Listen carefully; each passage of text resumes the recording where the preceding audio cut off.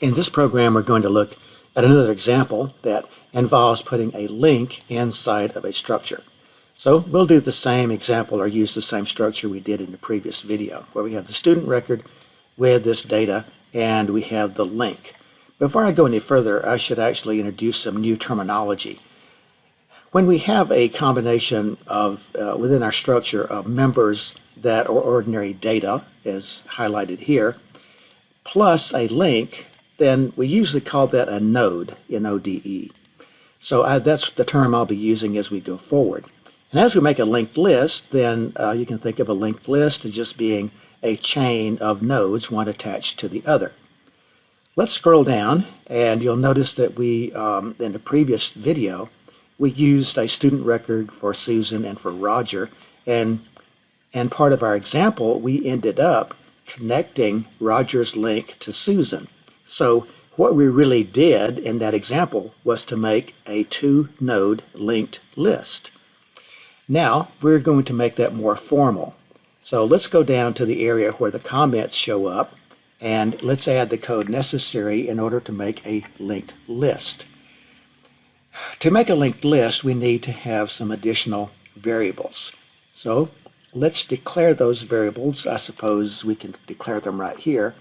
And we will use the terminology that's typically used with a linked list. So we will have some student records, and these will be pointers. And we will call one of them root. The next one is a current node, current underscore node. And the last one will be a new node. So we're using that node terminology here already. All right, so given those three variables, let's use them to make a generic linked list. So we aren't actually naming these pointers like we did before with Roger and with Susan. We're using generic indicators here or names for these three pointers, and we need all three of them to make a linked list. The first step says to create a root node. Well, let me fix that. That should be a T. So what I want to do is I'm actually going to use the current node pointer to do that. So I'm going to make a node. So current node is just equal to a new student record. So we will allocate the space. The new operation just is a request to the operating system to allocate space for the student record, and it returns the address and it saves it in the current node. Once we've created the node, then we can go ahead and put some data into that node.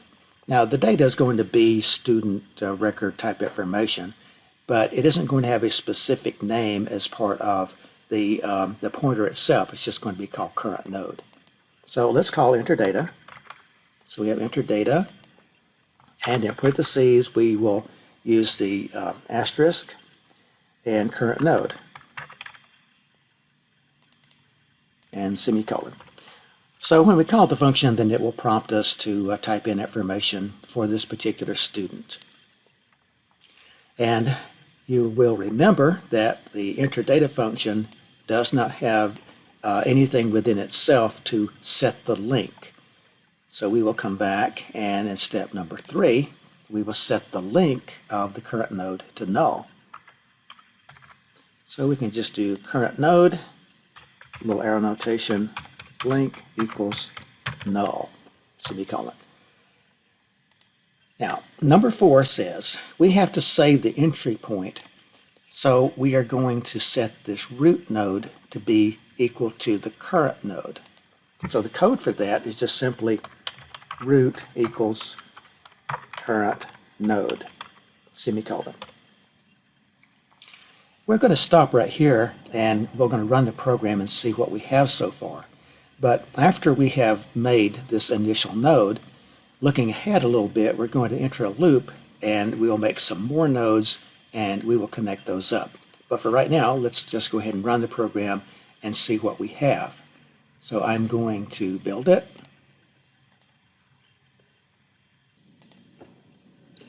Okay, so I executed the program, and I did go ahead and type in the data for Roger and for Susan, because that was already part of our program from the last time. So we still had this information up here, these lines of code, so I had to go ahead and get past that. Okay, so now we're sitting at the system pause, and then we're ready to go down and go through making the first node of the linked list. So when I hit any key to continue, then we'll be calling the enter data function to enter the data for the new student. So that's this line right here. Alrighty, well, let's type in some data for this student.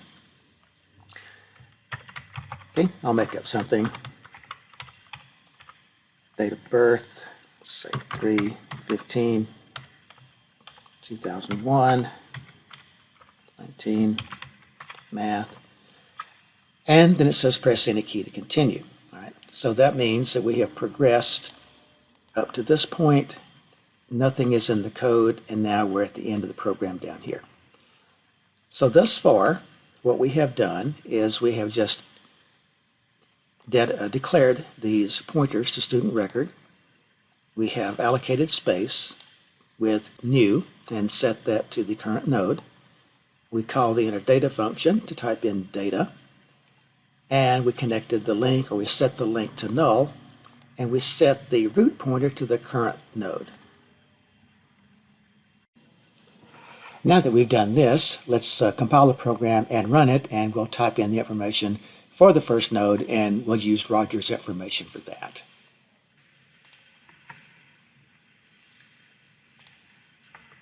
So here we are. We're running the program. We've called enter data, enter the first and last name. Let's put Roger in. Let's put in the birth date.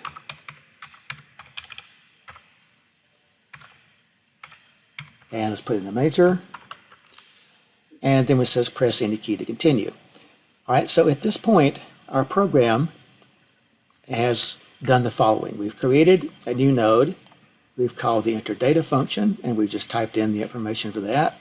And we have set the link to null, and we've also set the root to the current node. So that's all we have so far. Let's look at a diagram of what we just did. The current node equals new student record created a new node, and the current node points to that node. And here you can see that we created the space, but we didn't initialize this to anything. Then we had the enter data to the current node. We called the function to do that, and the function prompted us to type in the name and the date of birth, the age, the major, but we didn't do anything for null. But when we came back to the main program, we set the link part of the field to be null. So at this point, we had the current node pointing to this information. And finally, we made a copy, essentially, of the current node for root. So now root points to the node containing Roger's data, and the current node points to the node containing Roger's data. Now let's go back to the code and go down to the loop, and let's add some additional nodes to our list. So you can see that we have the while loop, and the while loop has several steps, and we have a small number here. So while the count's less than or equal to 2, so count is 0, so this will give us 3 additional nodes. Look at the comments here. Make a new node. So we're going to repeat the steps that we did above, but we have a little bit different terminology because we're not going to use the root node here anymore. So to make a new node, let's call it new node, and that's equal to new student record.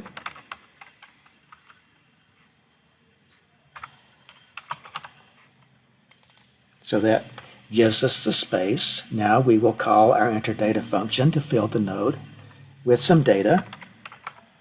Okay, so enter data, and we'll dereference new node.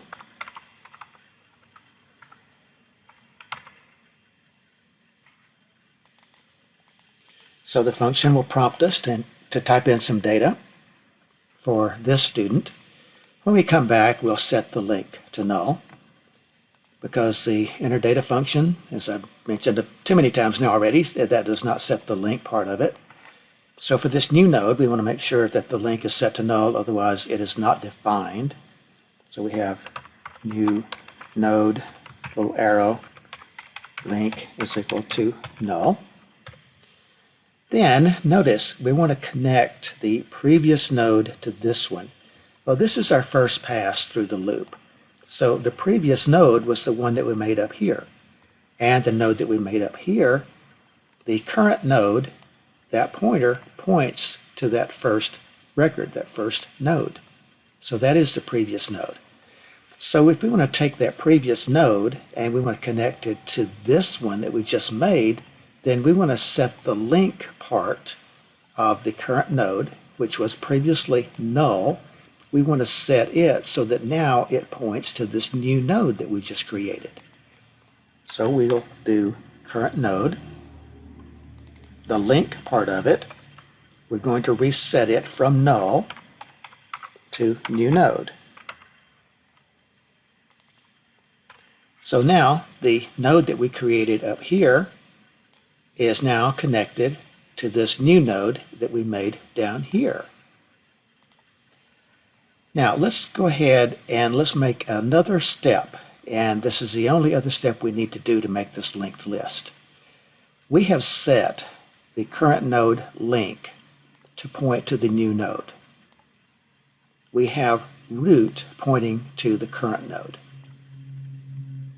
So we can now relocate the current node so that it points to this new node. So let's do that. Okay, so let's set current node equal to our new node. That means that we have current node points to the node that we just made up here, and new node also points to that one. The only thing pointing to the beginning of the list now is root, because we just changed the current node. Now, let's go ahead and run this program and see what we get.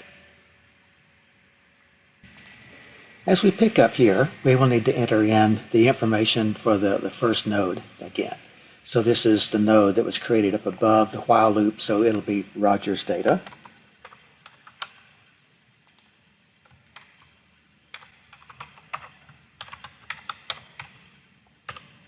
So his date of birth, I forget what I typed earlier, we'll just put that in. I do know he was a CS major. Now, we are inside the loop. We have made a new node. See, there's the while loop. We've just made the new node, and now we've called enter data again with the new node link, and now we want to put in data for this second node, this new node. So let's put in Susan's data here. And we'll put in her information. Math major. And we'll type enter. Now, we'll stop right here for the time being because we have just gone through this loop another time. So count is 1, and we haven't finished going through the loop yet. So let's stop right now and let's just look at a diagram of the linked list up to this point. Number 1, step number 5, where we create the new node. So a new node is equal to a new student record. And here's a little square, shows you the elements of that, the members of that structure plus the link and new nodes pointing to it. So here we create the new node. We will call enter data at this point, and we will type in the data for Susan. So you see her information is here. And then finally, step number 7 says that we're going to set the link to null. So the new node is pointing to Susan's information, and here at the bottom left, you can see that information. And moving over now to the upper right side, we want to link these two nodes together. So that's what steps number 8 and 9 do. Previously, note that the link part of Susan's data and of Roger's data, the previous ones, were both null. So we want to reset that. If you look at Roger's information here, then you will see that at the very bottom, we have changed his link to new node. So now that points over to Susan's information. Then once we're finished with that, the nodes have been connected. So Roger's link now links to Susan, we no longer really need the current node to point to Roger. We have the root node pointing to Roger, so we can move our current node pointer over, that's step 9, so that the current node pointer now points to Susan. So now the new node pointer points to Susan as well as the current node pointer. Now let's return to the code and look at the loop. We have the while loop, and the while loop repeats for 3 times. So we're going to add 3 additional loops. We don't have to add any additional code in order to complete the linked list. We had just finished making a new node for Susan's data. So we filled in that information. We connected the node for Roger to that for Susan. If we want to make an additional node and connect it, we just repeat steps 5 through 9. We make yet another new node. We fill it with a third student's data. We set the link part of that third node to null. And we connect the previous node. Now remember, current node points to the previous one. So current node link is equal to this new node that we just created up here. So that links the previous node to our new node. Once that linking is done, we can move the current node pointer up to the new node. So that's what step 9 does. And finally, just count plus plus counts the extra the additional nodes that we are adding to our linked list. Now let's run this program one last time and let's fill up the linked list, and we will end up with a linked list that has 4 nodes. So we will need to start at the beginning since I just started the program over, and we will need to fill in all of the information. So let's start with Roger.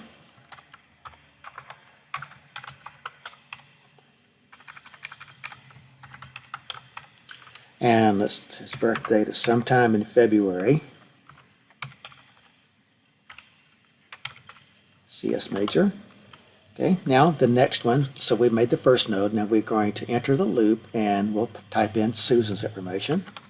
She's student number 2 and node number 2 in the list.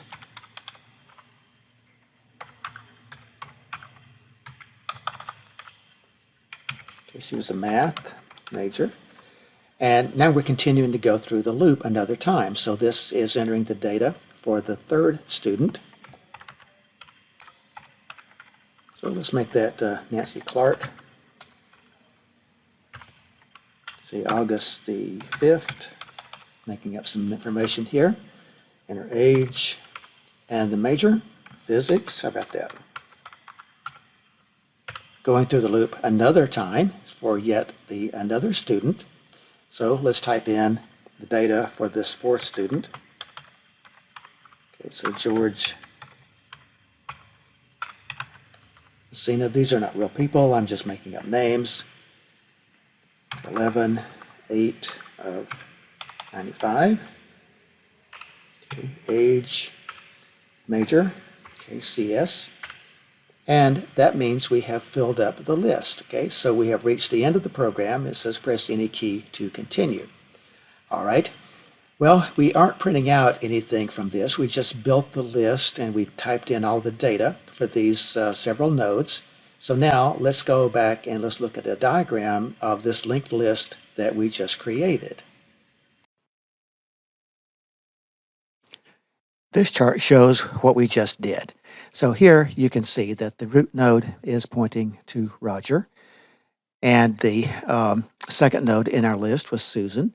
Then we went through our loop past number 2 at the upper right. You can see we're past number 2. We create a new node. When we do step number 5, new node wipes out the previous pointer that we had that pointed to Susan. Now, new node points to another node, which has to be filled with data. We call enter data number 6, and we type in data for another student called Nancy. We set the link to null. So we have moved the new node pointer away from Susan. Now that points to Nancy.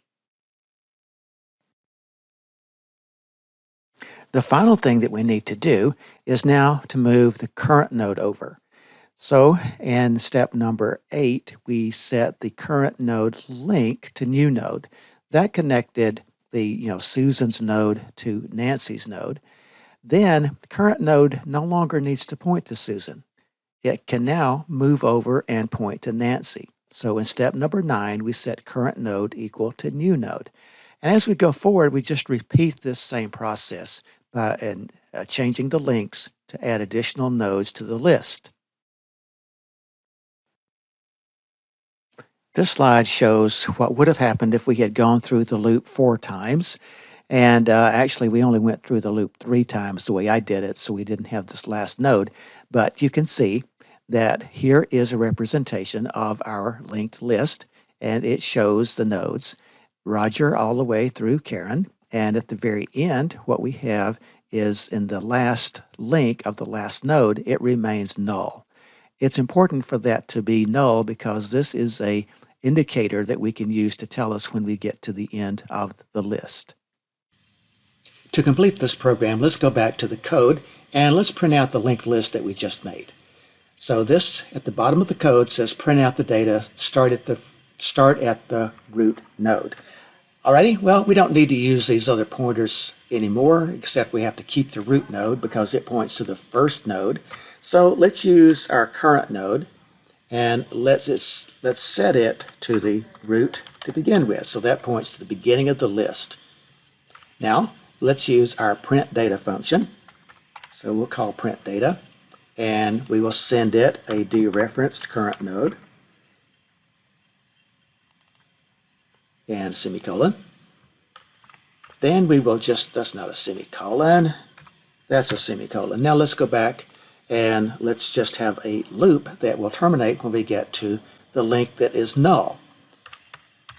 Okay, so while current node, little arrow, link, as long as it is not equal to null, then we want to stay in the loop. Let's put our parens around that. Then we have printed out the data from the first node. So let's move on to the next one and let's print out that information. Alrighty, so let's just do a cout here. I probably should do that higher up as well before we printed out the data for the student, but that's okay. Double quote, student. I'll make that uppercase. Student record. And let's put a couple of end lines. This will separate the nodes. All right, that's good. Let's do the same thing up here. Let's copy and let's paste so that we get that for the first student as well. All right, so we're inside the loop. We have printed out the data for the first node, the first student. So now we need to move to the second node in the list. How do you move to the second node in the list?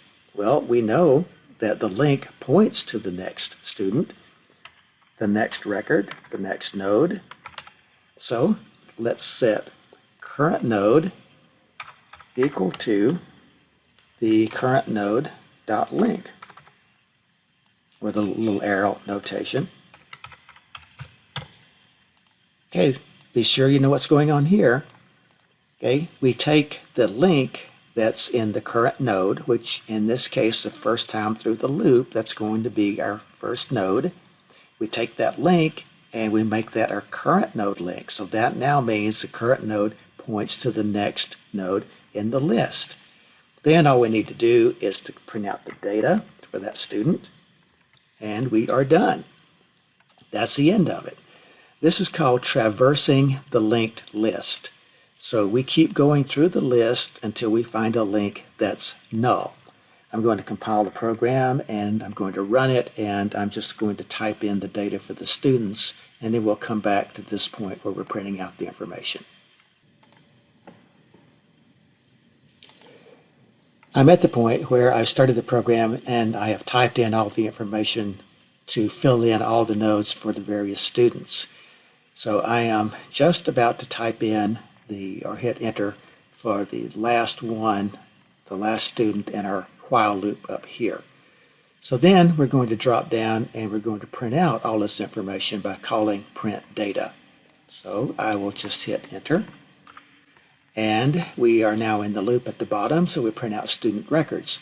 So you can see that the program progresses through the linked list. We have Roger, and then Susan and Nancy, and finally George at the bottom. So this loop at the very bottom over here prints out the data, and it is traversing the list. It stops when it finds a link that's null. So that then will complete this particular program, but there is one more chart that I want to show you. This final chart is just a summary which shows you all the steps that are involved in creating a linked list. So you have the flow diagram, and then you have the lines of code to the right showing you what's going on. So we just create the first node, you load the node with the data, you set the link to null, then you set the root node to the first node. That establishes the first node in the linked list. And then inside the loop, you see all the steps that are required to create the remainder of the linked list. That will do it for this recording and this video. So hopefully that will give you a really good idea of how we can use an embedded pointer within a structure to create a linked list. And that's all for now.